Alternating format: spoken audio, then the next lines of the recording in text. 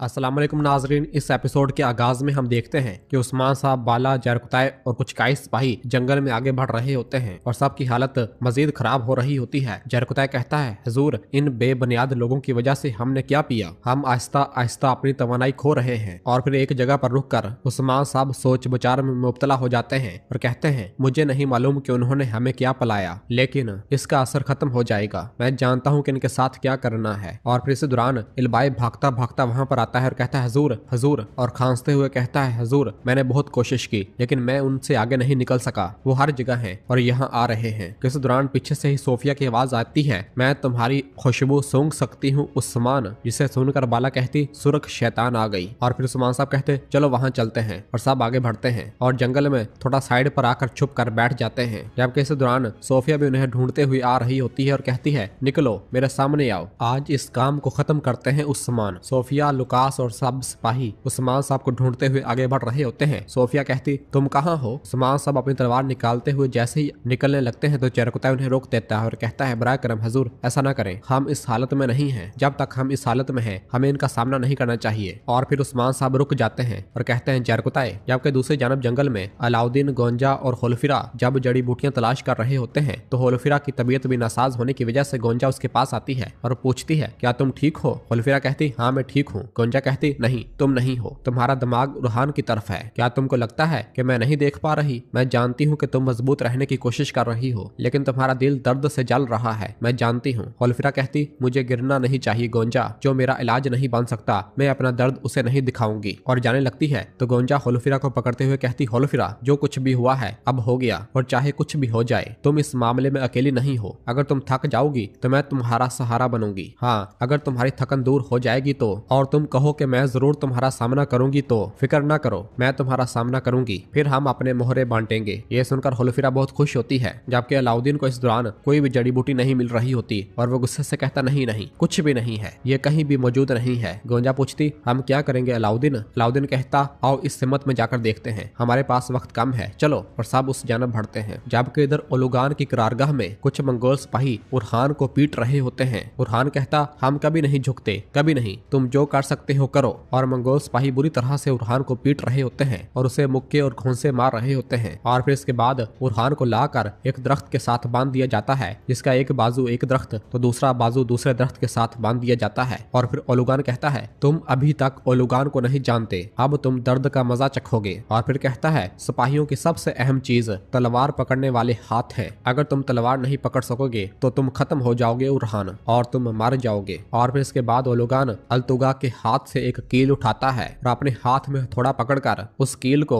उरहान के हाथ पर रख देता है। अल्तुगा उरहान के पास आकर कहता, अब इस दर्द का मजा चखो। तो उरहान एक जोरदार टक्कर अल्तुगा को मारता है तो अल्तुगा एक बार फिर उरहान को बुरी तरह पीटना शुरू हो जाता है। और फिर ओलुगान अल्तुगा को रोक देता है और अल्तुगा पीछे हट जाता है और ओलुगान उस कील को उरहान के हाथ पर रखकर उस पर हथौड़े के जरिए जरब लगाता है और वो कील उरहान के हाथ से होता हुआ दरख्त में जा लगता है और उरहान दर्द से चीखता है। जबकि बुरान भी ये सब देखकर गुस्से से कहता, शहजादे। और फिर ओलुगान कहता है, कई लोगों ने तुम्हारी आवाज नहीं सुनी उरहान, जोर से चीखो। और फिर कहता है, क्या तुम्हारी आग बुझ गई उरहान? क्या अब तुम्हारी दुम सीधी हो गई है? इस पर उरहान खामोश रहता है। और फिर ओलुगान कहता है, अगर तुमने दोबारा भागने की कोशिश की तो मैं तुम्हारे दूसरे हाथ में भी कील लगा दूंगा। मैंने कहा तुम मेरे दरवाजे के कुत्ते बनोगे, ओलुगान से कोई नहीं बच सकता। तो उरहान कहता है, तुम्हारी जिंदगी की सबसे अहम गलती, मुझे ना मारना होगी, मुझे ना मारनी होगी बदनस्ल कुत्ते। और फिर ओलुगान अपने सिपाहियों से कहता है, इस लाचार बुरान को अच्छी तरह कुचलो, इसे मट्टी के बराबर कर दो। यह सुनते साथ ही ओलुगान के दरिंदे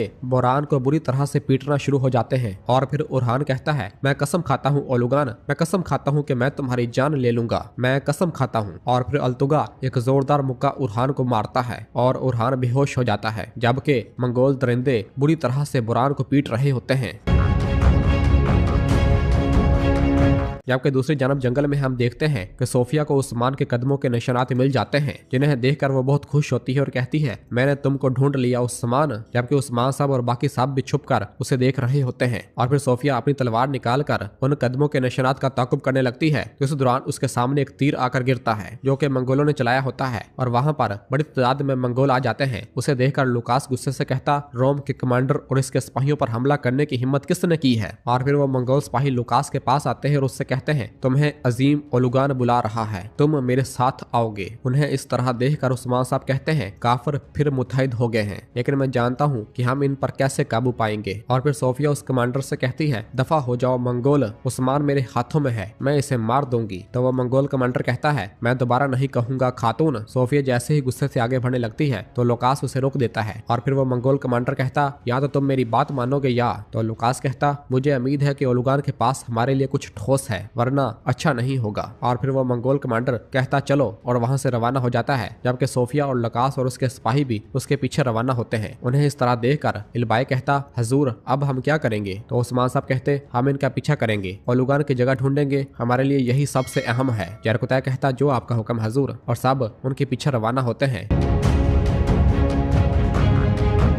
जबकि दूसरी जानब जंगल में एक जगह पर अलाउद्दीन, होलोफिरा और गोंजा मुसलसल जड़ी बूटियां तलाश कर रहे होते हैं। गोंजा एक जड़ी बूटी अलाउद्दीन को दिखाते हुए कहती, अलाउद्दीन इस तरह की चीज है। अलाउद्दीन कहता, नहीं ये नहीं है। और फिर होलोफिरा भी एक चीज दिखाती है और पूछती है, क्या ये है। अलाउद्दीन कहता, ये उससे मिलती जुलती है, लेकिन वो नहीं है, लेकिन हम बहुत करीब आ गए हैं, अच्छी तरह ढूंढोगे, चलो शाबाश। जबकि इस दौरान एक सिपाही भागता हुआ वहां पर आता है, जिसे देखकर अलाउद्दीन कहता, हमजा सिपाही, तुम यहाँ पर क्या कर रहे हो। तो हमजा कहता है, अलाउद्दीन साहब, मैंने अपनी माँ को खोया है, बाकी चूल्हे ठंडे ना हूँ, इसलिए जो मेरे पास में है मैं करने आया हूँ। तो अलाउद्दीन कहता है, अल्लाह की रहमत हो। और फिर होलोफिरा कहती है, ये तार अम्मी हम सब की माँ थी, ताजियत फरमाए। और फिर अलाउद्दीन कहता है, लेकिन मैं जानता हूँ कि जब तक तुम जैसी औलाद होगी तब तक इनके अमलों का हिसाब किताब खुला रहेगा और इनका स्वाब बहुत ज्यादा बढ़ जाएगा, इंशाल्लाह। तो हमजा भी कहता है, इंशाल्लाह। अलाउद्दीन कहता, चलो फिर तुम भी हमारी मदद करो। और सब जड़ी बूटियां ढूंढने लग जाते हैं। इस दौरान गोंजा को कुछ जड़ी बूटी मिलती है और वो अलाउद्दीन को दिखाते हुए पूछती, अलाउद्दीन क्या ये है। अलाउद्दीन उसे देखकर बहुत खुश होता है, कहता, हाँ हाँ यही है, वो जड़ी बूटी यही है, अल्लाह का शुक्र है। इस दौरान चारों तरफ से मंगोल सिपाही निकल आते हैं और उन्हें घेर लेते हैं, जिन्हें देखकर अलाउद्दीन कहता, लूसी कुत्ते। और फिर वो मंगोल सिपाही उन पर हमलावर हो जाते हैं और उनसे लड़ने लग जाते हैं। अलाउद्दीन, होलोफिरा, गोंजा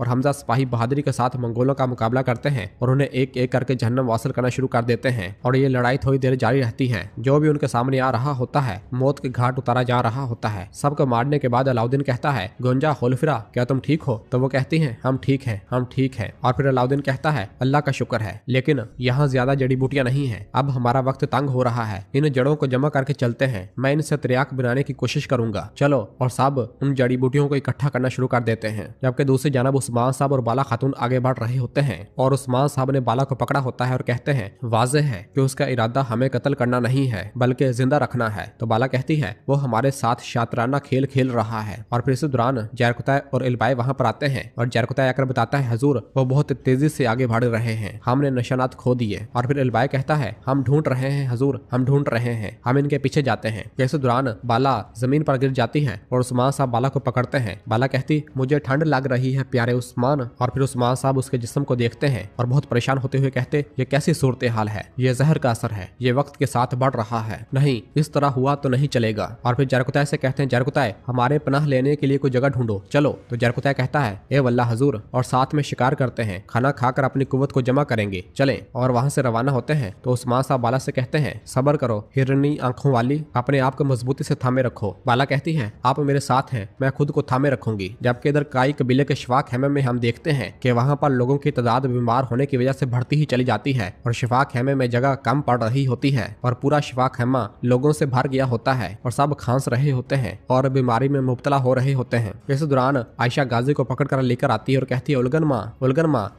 इसका गाजी पे भी असर हुआ है। और उलगन भागती हुई अपने बेटे के पास आती है और उसे पकड़कर आगे लेकर आती है। गाजी भी मुसलसल खांस रहा होता है और उसका पेट भी दर्द कर रहा होता है। और फिर उलगन एक बहन को बुलाती है और वो बहन गाजी के लिए त्रियाके जहर लाती है और उलगन वो त्रियाके जहर गाजी को पिलाती है। और फिर फातिमा जब आसपास देखती है तो उसे पोइना यानी मरियम नजर नहीं आ रही होती। तो वो कहती, मरियम, यहाँ मरियम नहीं है, मैं मरियम को ढूंढूंगी। और उसे ढूंढने जब बाहर जाने लगती है तो बेगम उसे पकड़ती है और कहती है, फातिमा खातून, तुम ठीक नहीं लग रही, बैठो। फातिमा कहती, मैं ठीक हूँ, मैं मरियम को ढूंढ कर लाऊंगी। और उसे ढूंढने बाहर रवाना होती है। और इधर पोइना यानी मरियम अपने खेमे में बैठी दुआ मांग रही होती है और कहती है, ए खुदाबंद, मुझे मेरी माँ और बाबा का इंतकाम लेना नसीब फरमा, मैं आपका आजिज मदद का तालब हूँ, तो मुझे ताकत दे। और फिर इसी दौरान फातिमा खेमे के अंदर दाखिल होती है और कहती है, मरियम। और फातिमा मरियम के पास आती है। मरियम कहती, मैं ठीक हो जाऊंगी, मामा और बाबा का बदला लिए बगैर मैं नहीं मरूंगी। और फिर फातिमा बताती है, हमने मामूली सा तरियाक बनाया है, चलो तुम्हें भी पीना होगा, चलो आओ। और फातिमा उसे लेकर जैसे ही जाने लगती है तो फातिमा जमीन पर गिर जाती है। यह देखकर मरियम यानी पोइना कहती फातिमा और उसे देखती है तो फातिमा बेहोश हो चुकी होती है। और मरियम जब उसका जिस्म देखती है तो कहती है, इसे तो बुखार है, ये बुखार से जल रही है, मुझे मदद लानी है। और जैसे ही उठकर जाने लगती है तो एकदम रुक जाती है और फिर फातिमा को देखने लग जाती है और अपने दिल में कहती, क्या मैं तुम्हारी मदद कर सकती हूँ फातिमा।